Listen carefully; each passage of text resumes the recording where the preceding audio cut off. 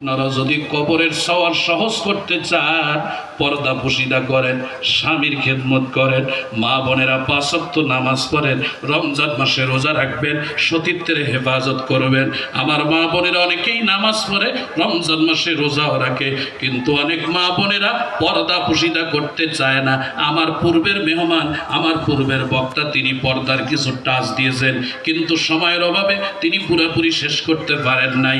মা বোনদেরকে পর্দা করা লাগবে। পর্দা, এই পর্দা এমন এক গুরুত্বপূর্ণ ইবাদত। আল্লাহ তাআলা এই পর্দার বিধান কেন দিয়েছেন? মুফাসসিরিন কেরাম লেখেন, মুসলিম সমাজের নারীরা যদি পর্দা করে, ওই সমাজের মধ্যে ইফতিজিং, ধর্ষণ, এই সমস্ত অকর্ম সংগঠিত হবে না।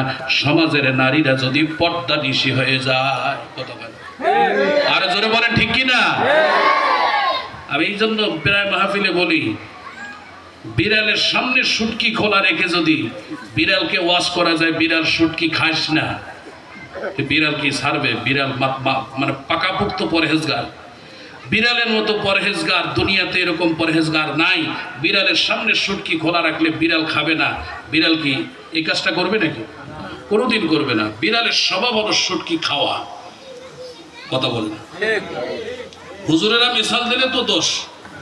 মরহুম আহমদ শফি সাহেব হুজুর, আমাদের কওমি মাদ্রাসার মুরব্বী, হেফাজতের আমির, প্রথম আমির, 2013 সালে যিনি আন্দোলন করেছেন, যার নেতৃত্বে আন্দোলন হয়েছে, আন্দোলন সফল হওয়ার পথে ছিল, কিন্তু স্বৈরাচারের পুলিশ বাহিনীরা রাতের অন্ধকারে মারছে।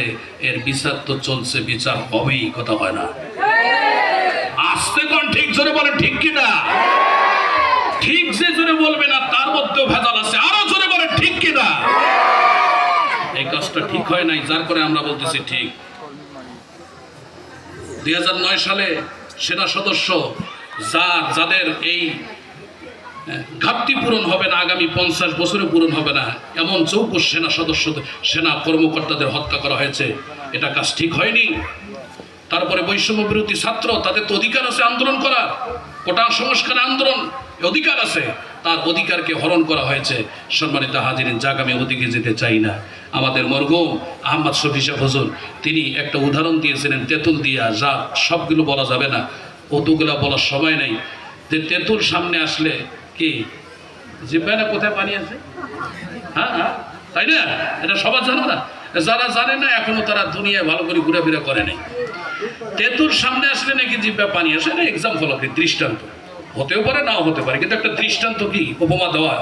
তো তিনি উপমা দেওয়াতে তেনার নাম অনেকে রেখেছিল তেঁতুল হুজুর, কথা পায় না। যারা এই রসুলকে, এই রসুলের উত্তরসূরি ওলামায়ে কেরাম, এই আলেমকে, মরহুম আহমদ শফি সাহেব হুজুরকে তেঁতুল হুজুর বলে অপমানিত করছে, সেই অপমানকারীরা আজকে কাঠগড়ায়, আজকে দেশ ছাড়া হয়েছে, কথা বলা জোরে বলে ঠিক কিনা? সুতরাং অনুরোধ করি, হুজুরদের ব্যাপারে হুজুরদের পেছনে লাগিয়েন না। হুজুরের দৃষ্টান্ত দিলেও দোষ। এখন আমি বললাম যে বিড়ালের সামনে শুটকি খোলা রাখলে বিড়ালের স্বভাব হলো খাওয়া। এখন যদি আপনারা মনে করেন হুজুর আমরা তো বুঝছি আপনি নারীদেরকে শুটকি বানাইলেন, কথা বলে আর কথা বলা জোরে বলে ঠিক কিনা? আমি অনুরোধ করব, কেউ নেগেটিভ মনে করবেন না। অনুরোধ করি, মা বোনেরা পর্দা করবেন। আপনি স্কুল পড়তে পারবেন, কলেজ পড়তে পারবেন, ভার্সিটি পড়তে পারবেন, বাজারে যেতে পারবেন, স্বামীর সঙ্গে আপনি বেড়াতে যেতে পারবেন, কক্সবাজার যান, কুয়াকাটা যান, আর তেঁতুলিয়া যান, 0 পয়েন্ট যান, যেথায় যান না কেন স্বামীর সাথে যান। আমার ওয়াইফ সহ রোহিঙ্গা দেখার জন্য গেছিলাম, একদম নাফ নদীর কিনারায়, এদিকে 0 পয়েন্ট, মানে টেকনাফ টু তেঁতুলিয়া যেটা বলে, আমরা বেড়াচ্ছি আলহামদুলিল্লাহ, কথা পায় না। আর আলহামদুলিল্লাহ জোরে কর। স্ত্রীদেরকে নিজে নিয়ে বেড়াবেন, কিন্তু স্ত্রীকে আপনি আপনার ছোট ভাই বড় ভাইয়ের হাতে তুলি দিয়ে বলবেন যা কক্সবাজার কুয়াকাটা বেড়ে নিয়ে আয়, খুব ভালো হবে নাকি? ঘটনা ঘটে যাবে। আল্লাহ হেফাজত করো, জোরে কোন আমিন। খবরদার কোন জায়গায় যদি বেড়াতে যান, খালাতো ভাই, ফুফাতো ভাই, মামাতো ভাই, দেবর, ভাসুর, এদের সঙ্গে বেড়াতে যেতে দিবেন না। নিজের স্ত্রীকে নিয়ে আপনি গোটা দেশ বেড়ান। আমরা তো ভিসা করতেছি, সামনে সামনে যদি স্বাভাবিক হয় আমরা দার্জিলিং যাব, তাজমহল যাব, সব যতদূর পর্যন্ত যাওয়া যায়, আল্লাহ যতদূর পর্যন্ত কবুল করেন যাব, কিন্তু স্বামী স্ত্রী একসঙ্গে যাবো। যান বেড়াত, দেশ দেখা, বিভিন্ন জায়গা দেখা সুন্নত, কিন্তু এই সুন্নত আদায় করবেন আপনার ছোট ভাইয়ের দ্বারা, সুন্নত আদায় করবেন আপনার দুলা ভাইয়ের দ্বারা। সর্বনাশ হবে। কথা বলে আর কথা বলছিল বলে ঠিক কিনা? শোনেন শোনেন মা বোনেরা, শোনেন পর্দার বর্ণনা। পর্দা করা আল্লাহর হুকুম, কোরআন খুলে দেখো না। সূরা নূরের 4 রুকুতে ফরমাইয়াছেন রব্বানা। সূরা নূরের 4 রুকুতে ফরমাইয়াছেন রব্বানা, ওগো আমার দ্বীনের নবী বলো যারা মুমিনা, দৃষ্টি সদা নিচে রাখবে, বেগানাকে দেখবে না, নিজ বাড়িতে থাকবে সদা, পাড়া গ্রামে ঘুরবে না। স্বামীর অধিকার সর্ব অঙ্গে, কিছুই তাহার নাই মানা, দেবর ভাসুর বনাই বিহাই দেখা করা যাবে না। মন দিয়া শোনো মা বোন, কে আপনার কে বেগানা, কার সঙ্গে করবি দেখা, কার সঙ্গে করবি না। পিতা শ্বশুর ভাই ভাতিজা, নিজের ছেলে যে জানা, চাচা মামা বোনের বেটা, সতীন বেটা এগানা, অতি বুড়ো অবুজ ছেলে আর যে নারী মোমেনা, এদের সাথেও চলবে দেখা, ফরমাইয়াছেন রব্বানা। কৃতদাসার আপন জামাই, আপন জামাই, আপন দাদা, আপন দাদা, আপন নানা যে জানা, তাদের সাথেও চলবে দেখা, ফরমাইয়াছেন রব্বানা। জোরে কোন মারহাবা। আল্লাহর কোরআনের আয়াতের অনুবাদ করলাম, 14 জন পুরুষের সঙ্গে দেখা করা যায়। আমার মা বোনেরা, এই 14 জন পুরুষের সঙ্গেই দেখা করতে পারবেন। 14-এর উপরে 15 নাম্বার পুরুষের সঙ্গে দেখা করা যাবে না। আবার বলি মা বোনদের জন্য, মা বোনেরা কমপক্ষে আম পর্দা করেন। পর পুরুষকে দেখলে মাথায় কাপড়টা দেন।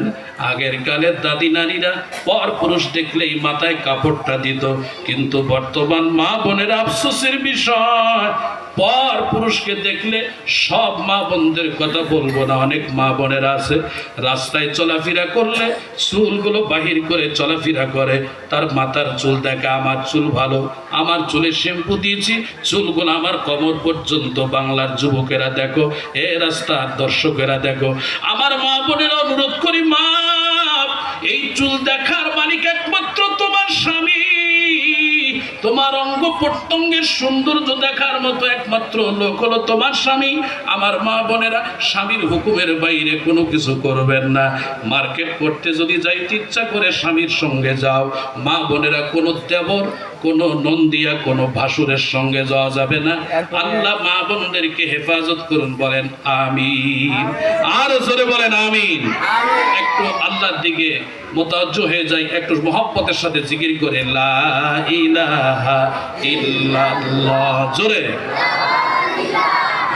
ইল্লাল্লাহ, লা ইলাহা ইল্লাল্লাহ, লা ইলাহা ইল্লাল্লাহু মুহাম্মাদুর রাসূলুল্লাহ সাল্লাল্লাহু আলাইহি ওয়াসাল্লাম। লিল্লাহি তাকবীর। আলহামদুলিল্লাহ। সম্মানিত হাজির, সূরা আহজাবের 40 নম্বর আয়াতে কারিমা তেলাওয়াত করেছিলাম। আমাদের রাসূলকে আল্লাহ তাআলা কোনো পুরুষের পিতা বানাননি কেন? আমার নবী শেষ নবী, রাসূলের যদি কোনো সন্তান থাকতো তাহলে এক শ্রেণীর মানুষ আর নবীর সন্তান হিসাবে তাকে নবী হিসাবে মেনে নিত, নবী হিসাবে মেনে নিত। অথচ আল্লাহ বলছেন খাতামান নবিয়্যিন, শেষ নবী। আল্লাহ রাসূল হাদিসে বলেছেন আনা খাতামান নবিয়্যিন লা নাবিয়্যা বাদি, আমি শেষ নবী, আমার পরে কোনো নবী নাই। সুতরাং কাদিয়ানীরা যে নবী দাবি করে, কাদিয়ানীরাও কাফের। কাদিয়ানীকে যারা সমর্থন করে, গোলাম আহমদ কাদিয়ানীর দল, সবগুলা কাফের। সুতরাং এই কাদিয়ানীর দলে আমাদের যাওয়া যাবে না। রসুলের জন্মের মাস রবিউল আউয়াল মাস থেকে আমাদেরকে শিক্ষা নিতে হবে, রসুলের সিরাত, জীবন ইতিহাস আমাদের চর্চা করতে হবে। আল্লাহ তাআলা আমাদের সকলকে কবুল করুন, সকলে বলেন আমিন। সম্মানিত হাজিরিন, আমার কথাবার্তায় যদি ত্রুটি হয়ে থাকে আল্লাহর রাস্তায় ক্ষমা করে দিবেন। মেহমান আসলে আমি মেহমানকে রাখি না, যেখানেই ওয়াজ শেষ করা দরকার সেখানেই 2-1 মিনিটের মধ্যে ফিনিশিং দেই। এটাই বক্তাদের নিয়ম। এই নিয়ম যদি অব্যাহত না থাকে তাহলে কিন্তু সমস্যা হয়। এই জন্য হুজুর চলে আসছেন, আমি আর কথা লম্বা করতে চাই না। আমরা সত্যিকার অর্থে আশিক রাসূল যদি হতে চাই, ইমান